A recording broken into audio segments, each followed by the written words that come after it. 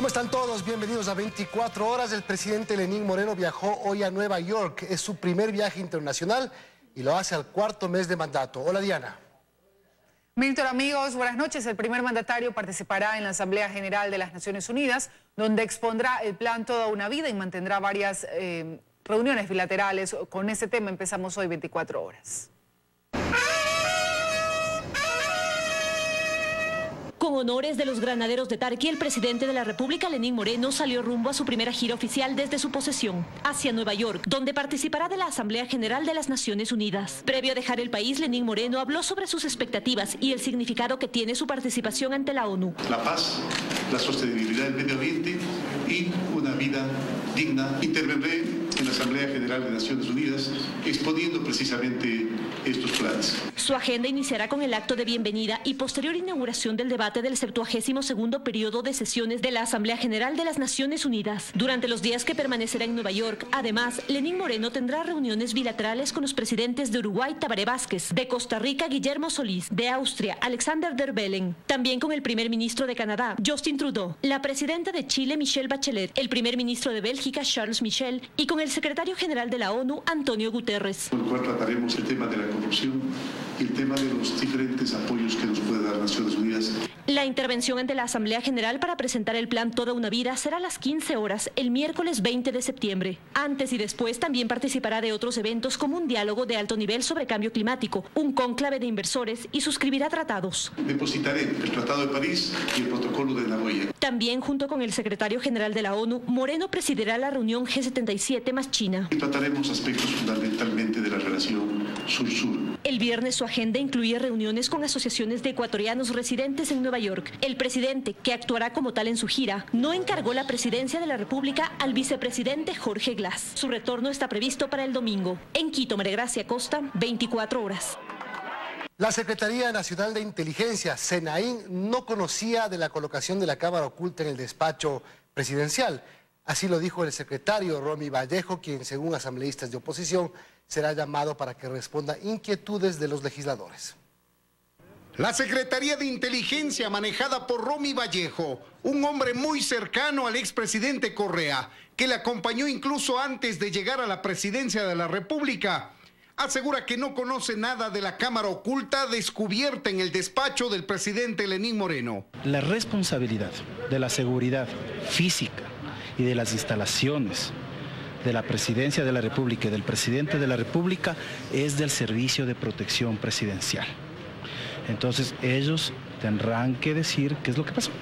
Sostiene que el Servicio de Protección Presidencial es autónomo y que la SENAIN no conocía de la colocación de esa cámara en el despacho presidencial. La Secretaría no tiene nada que ver. Sin embargo, sectores de oposición de la Asamblea ya anuncian la necesidad de convocar al secretario de Inteligencia para que responda a las inquietudes de los legisladores sobre la cámara oculta en el despacho presidencial. No ante una comisión, sino ante todo el pleno, para que todos los legisladores podamos hacerle preguntas al señor encargado de la SENAIN para que responda qué hacen espiando a un presidente. Si es que así piensa en la Asamblea, estaré dispuesto a ir a la Asamblea a explicar lo que le estoy explicando a usted. Todo esto mientras la Fiscalía continúa investigando para resolver algunas incógnitas. Si funcionaba o no la cámara oculta, si era solo de video o captaba el audio también, si existía un monitoreo y quién accedía a esas grabaciones, entre otras consultas, para lo cual se ha autoimpuesto un plazo de 10 días, de los cuales han corrido ya 4. En Quito, Freddy Paredes, 24 horas. La cámara oculta dentro del despacho presidencial sin el conocimiento del primer mandatario afectaría la seguridad presidencial. Exmilitares sugieren al presidente Moreno que su seguridad regrese a manos de las Fuerzas Armadas.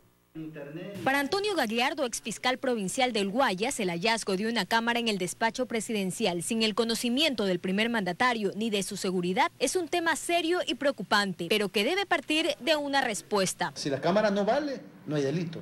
Un tema meramente interno, administrativo, sancionar a los que no le avisaron. Pero si sí funcionaba, entonces hablamos del cometimiento de un delito, violación a la intimidad penado de 1 a 3 años de prisión o de algo peor, como el espionaje con atentado a la seguridad del Estado. Con una pena de 7 a 10 años. Las investigaciones deberán determinar quién la instaló, quién o quiénes la operaban y principalmente quién o quiénes se servían de la información. Si la acusación de Moreno a Correa resulta ser cierta, Gagliardo adelanta. Si se prueba científicamente que era así, tendrá que responder penalmente si lo estaba haciendo el expresidente Correa. La Fiscalía ofreció para el próximo lunes entregar el informe de la investigación. En 2010, por decreto del entonces presidente Rafael Correa, se fusionó la Casa Militar Presidencial y el Escuadrón de Transporte Aéreo Presidencial en el Servicio de Protección adscrito a la Presidencia de la República. Este es el resultado de un proceso cuando un gobierno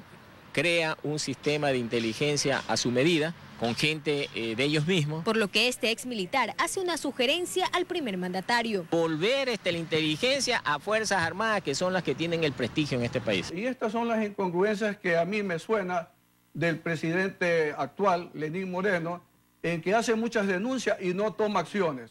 Joana Ramos, 24 horas.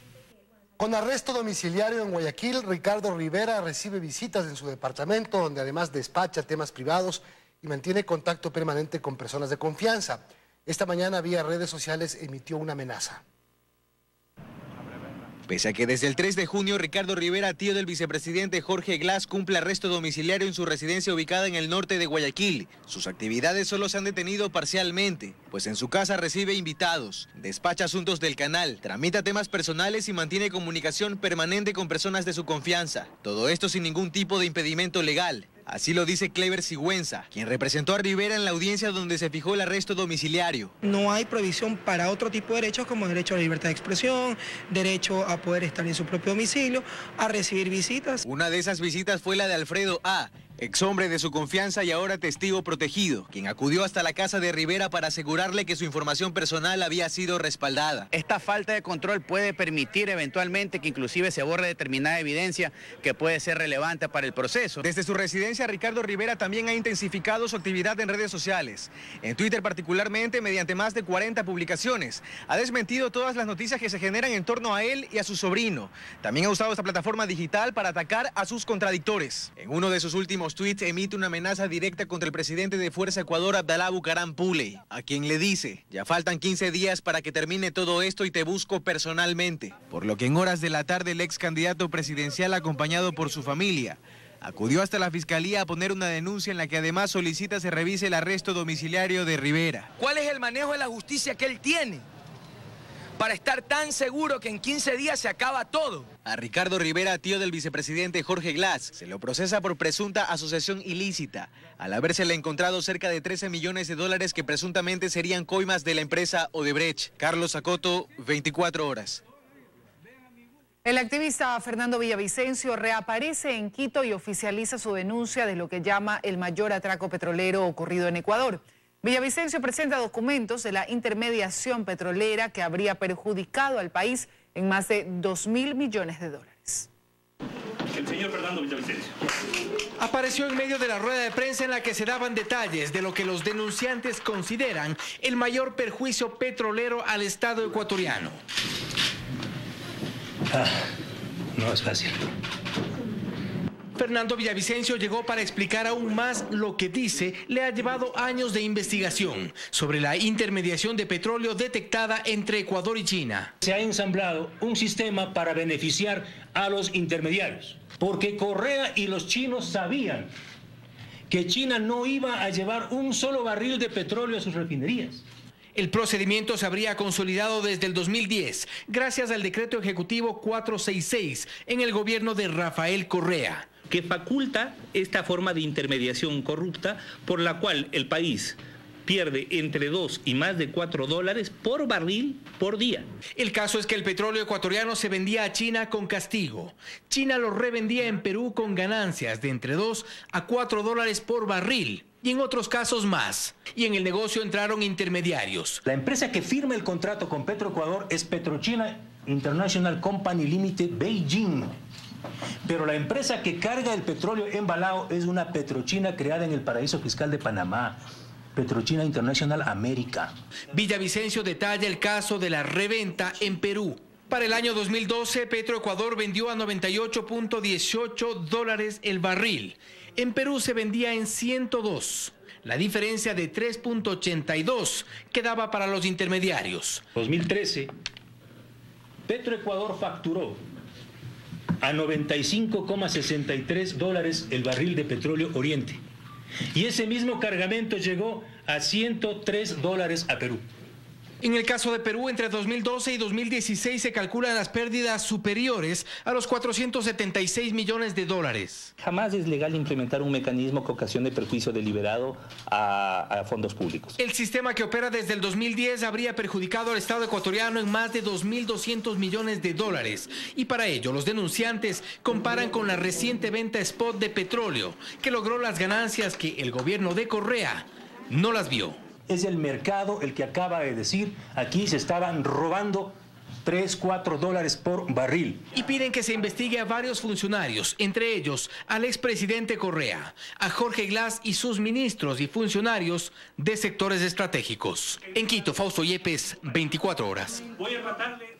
A propósito, el activista Fernando Villavicencio junto a su abogado reconocen que se mantiene vigente la orden de prisión por el delito de divulgar información reservada, con lo cual podría ser detenido en cualquier momento. Sin embargo, Ramiro García, su abogado, recuerda que existen medidas cautelares emitidas por la Comisión Interamericana de los Derechos Humanos que amparan a su defendido y que el Estado ecuatoriano tiene la decisión de acatarlas o no.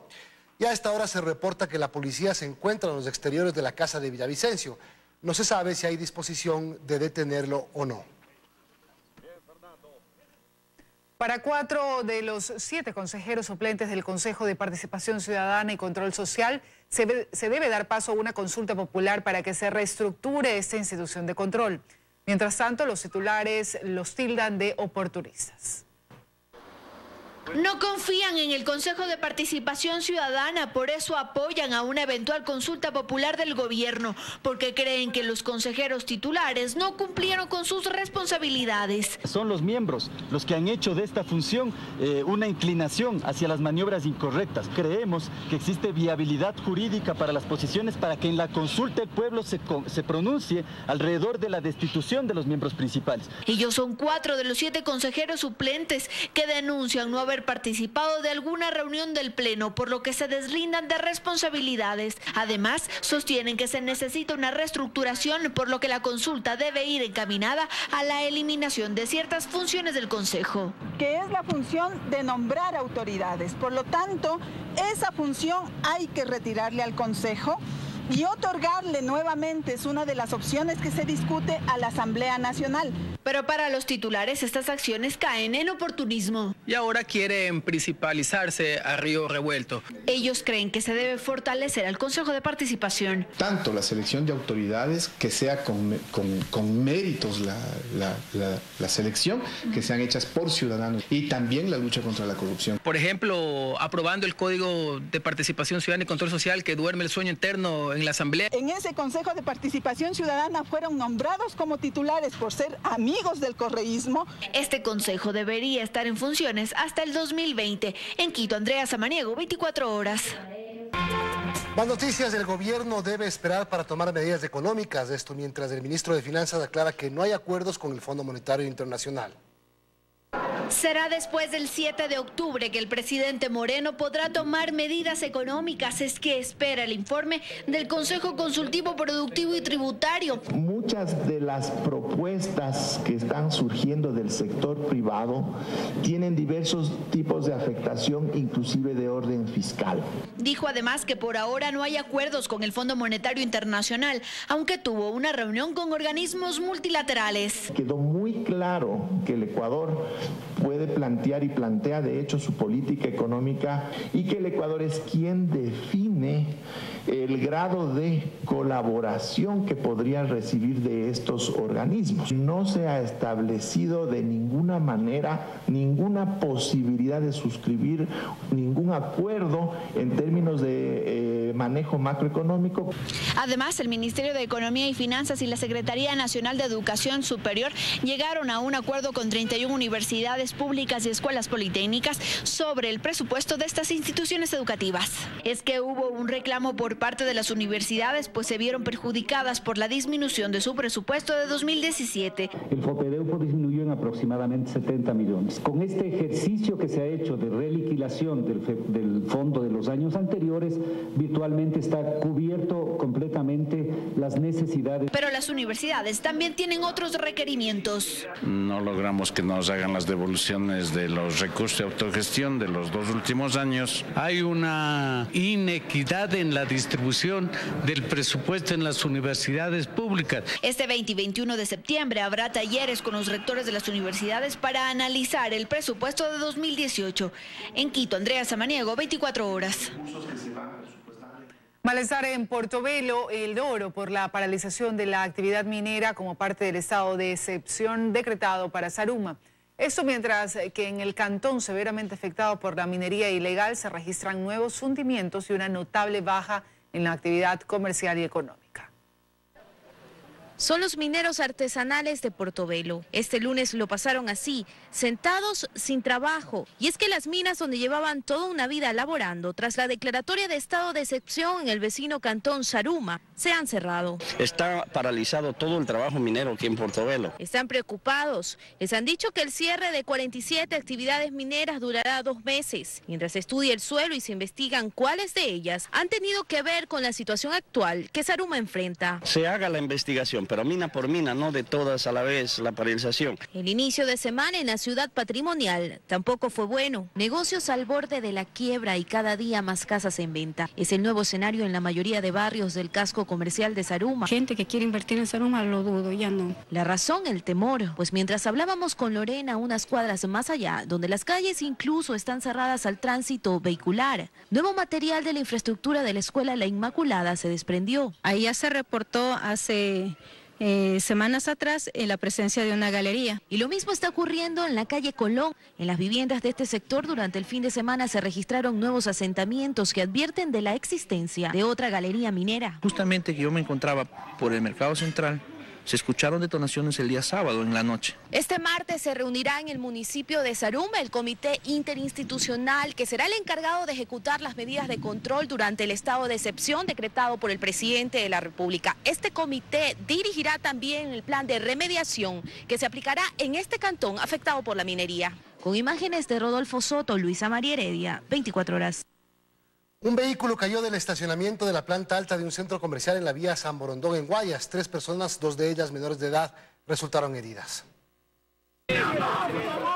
Son momentos de desesperación. Dentro del auto había 3 personas que cayeron 6 metros de altura. Al principio se intentó voltear el vehículo. Las puertas no se abrían. El primero en ser rescatado fue un niño de 4 años, luego el adolescente que era el copiloto. La conductora quedó atrapada, pero también pudo ser liberada minutos después. Con la colaboración de los Charlie Canguesco, supimos solucionar el problema. Un estreno, dice un temblor, dice, ¿tú lo sentiste? No, yo tampoco.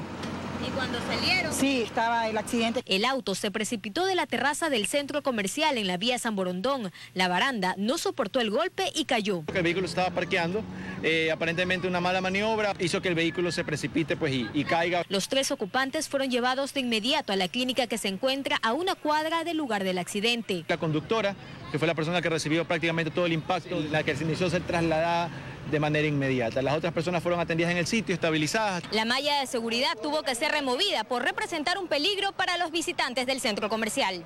Joana Ramos, 24 horas.